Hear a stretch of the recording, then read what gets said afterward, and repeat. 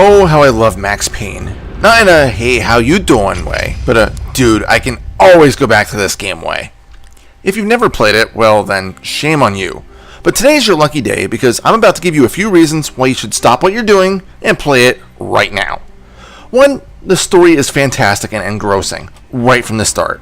It starts off with a scene of Max on top of a large office building holding a firearm, reminiscing about all the shit that just went down. But then the game has a sense of rewinding and going to the start so that you can understand why he's on that top of that skyscraper. Mr. Payne is a cop in the NYPD. He gets home one night and calls out for his wife, but shit quickly hits the fan as he realizes there are thugs in the house. A few moments later, he finds his baby daughter murdered, and then after shooting a drugged up man, finds his wife dead on the bed. Of course, he loses his shit and sets out to find the people responsible. This puts Max into a story, presented as both standard in-game scenes and also through graphic novel-like panels. These are also narrated just like you were reading a book, complete with descriptive analogies and sounds that are written out. I know there's a term for that, but I don't know it right now.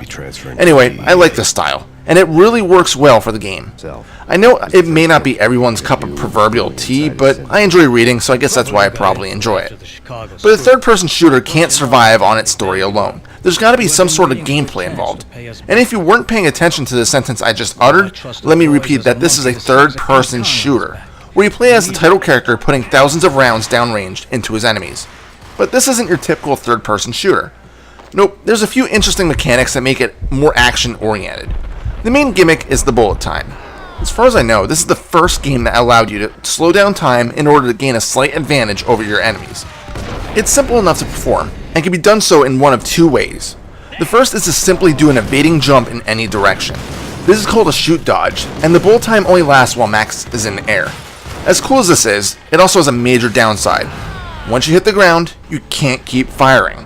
Max needs to get back to his feet before you can continue shooting.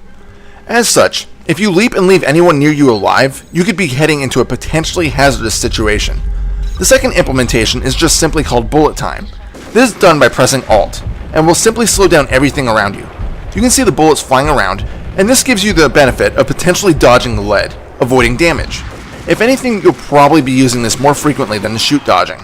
However, I never tended to use it often, because quite honestly, I forgot about it a lot unless I kept dying in a specific spot, and then I'd use it in order to pass that section. Bullet time isn't limitless. You can see an hourglass next to the silhouette of Max, which happens to also function as his health. This hourglass depletes while bullet time is active, while a small chunk will just be taken out when shoot dodging. I don't believe it regenerates on its own, but I do know that killing enemy thugs will replenish your bullet time gauge. So you will still need to be proficient in killing the enemies that come your way without bullet time, but don't forget it's there when you need it. Another thing to remember is that bullet time doesn't make you invincible. You're just as vulnerable as without it. Instead, it simply makes Max more reactive to the bullets coming his way, so you can hopefully go around any bullet trajectories. So if you hit bullet time and attempt to bum rush your enemies in a straight line, you're probably going to go down in a bloody heap. Max also has a pretty standard health meter, as I had mentioned about a whole few seconds ago.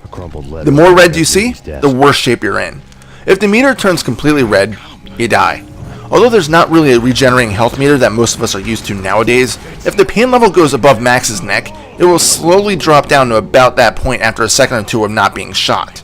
You might think that this might be a saving grace, but it's not. Simply because one bullet often does more damage in that small area that refills. That's one of the problems with Max Payne, the difficulty. It starts off fair enough, but about midway through the game you're going to want a quick save after every gunfight, because it's very common to turn a corner and then just get blasted to death by a shotgun that was a one-hit kill. you'll learn that shotguns and Ingrams will be your worst enemies due to the damage they bring. I was doing okay with constant reloads until the parking garage area in Act 3. I couldn't make one freaking turn without being killed or seriously damaged by these armed thugs. So it was here I conceded and turned on infinite health. I will admit that the PC version is a bit more tolerable since you have an easy quick save feature, but I can say that on the PS2 the game gets even more frustrating since it lacks that quick save, so you have to back out to the menu each time to save your game. And you might think, well, if you die around corners, use bullet time. Well, that doesn't always help because sometimes you might fire but they'll shoot back anyway, and then you fall. I've flipped the monitor off multiple times.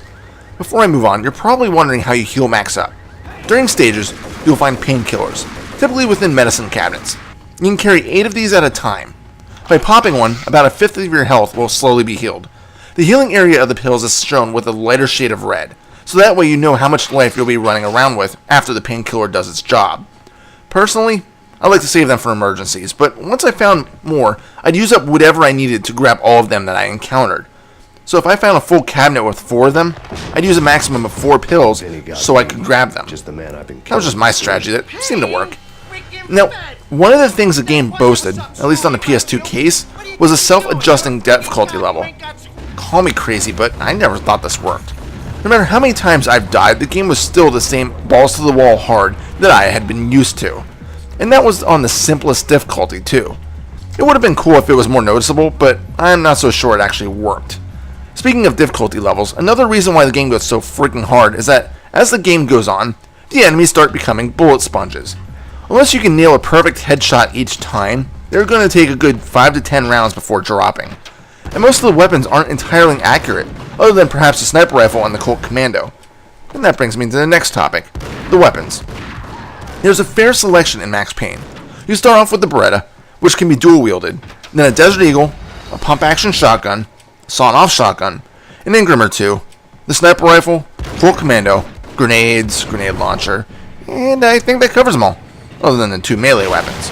The thing is, Max can't carry a ton of ammo, so it feels like you're constantly changing what weapon you're carrying. The other thing is that most of the weapons feel like they have a major flaw.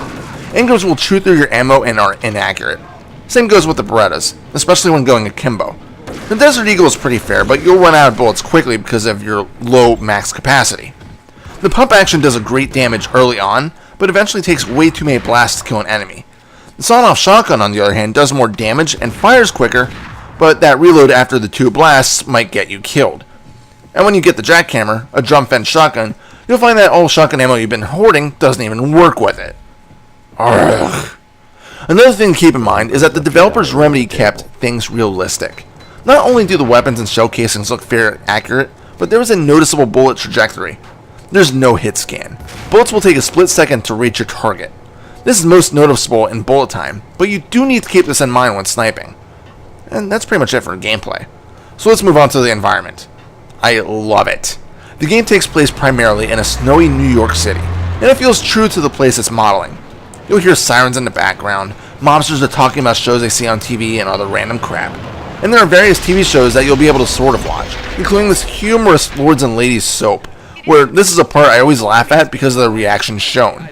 I must know. I would rather die than not know. Yes, my lord, we should both be dead, for this shame is too great for the living.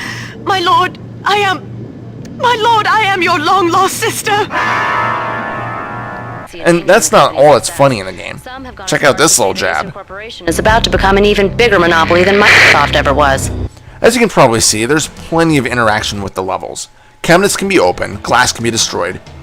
There are minor puzzles that actually require shooting something, like locks or this wheel block to get a bridge to drop. You also need to shift these backdrops in the club in order to get a path to run through. There's a lot of this kind of stuff, but none of it will be too taxing on your brain.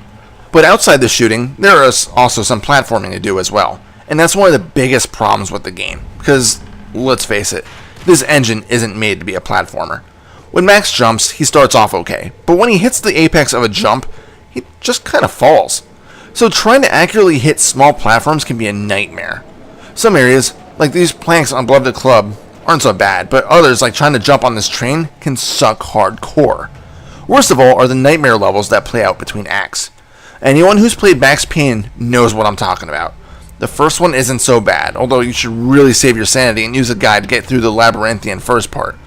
I did, and I'm not ashamed to admit it. But in Act 3's prologue, you have to traverse multiple narrow blood trails to find the exit. And this is the reason you want to get through it as quickly as possible.